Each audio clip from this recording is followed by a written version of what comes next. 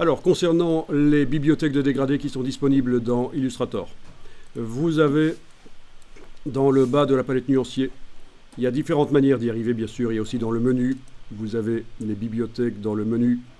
Voilà. Dans le menu du nuancier, vous avez l'option ouvrir la bibliothèque de nuances, mais vous l'avez aussi en bas à gauche, les icônes de petits livres ici. Vous l'avez aussi dans d'autres choses, menu fenêtre, dans le bas du menu fenêtre, bibliothèque de blablabla. Bon, je vous montre en général qu'une seule manière de faire, parce que quand c'est redondant, c'est juste de manière différente d'arriver au même résultat.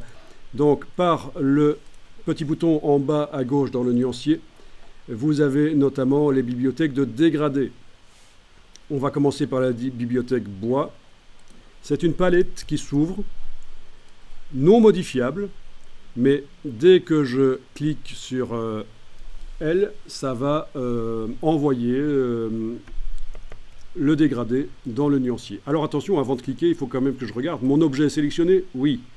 Sur quoi je travaille? Quel est le fond que je vais remplacer? Le dégradé ou le motif? Il faut que je décide. Bon, ben, je vais remplacer le dégradé, donc le fond du dessus, dans ce cas-ci.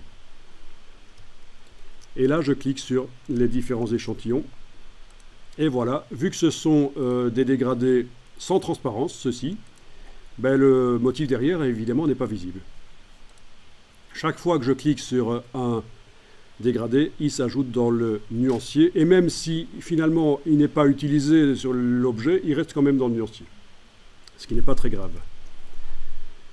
Vous avez possibilité d'agrandir les vignettes de cette palette en allant bien sûr dans Affichage par grande vignette, dans le menu de la palette. Et vous avez vu qu'il y avait dans le sous-menu dégradé, là dans le bas à gauche de la palette nuancier, dans le sous-menu dégradé, il y avait plein d'autres palettes.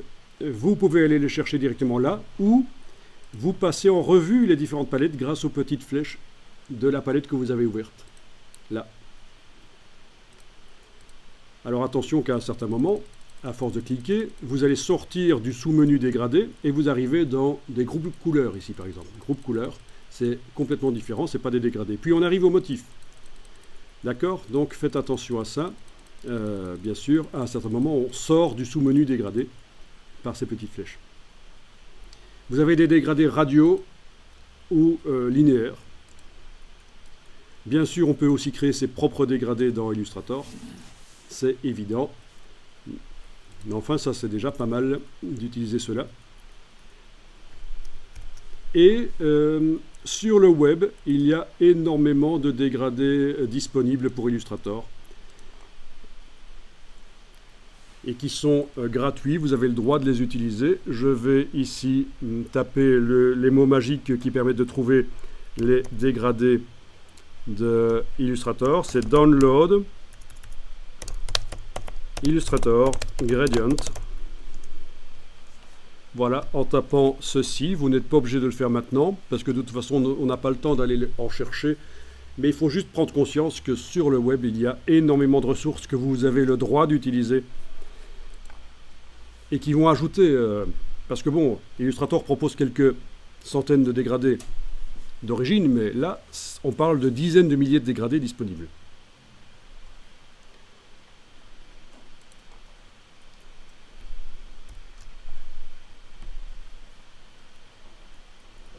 Et ce sera la même chose quand on va parler de motifs et quand on parlera de style graphique.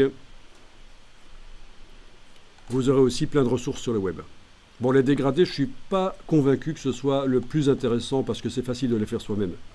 Par contre, les motifs, c'est plus difficile.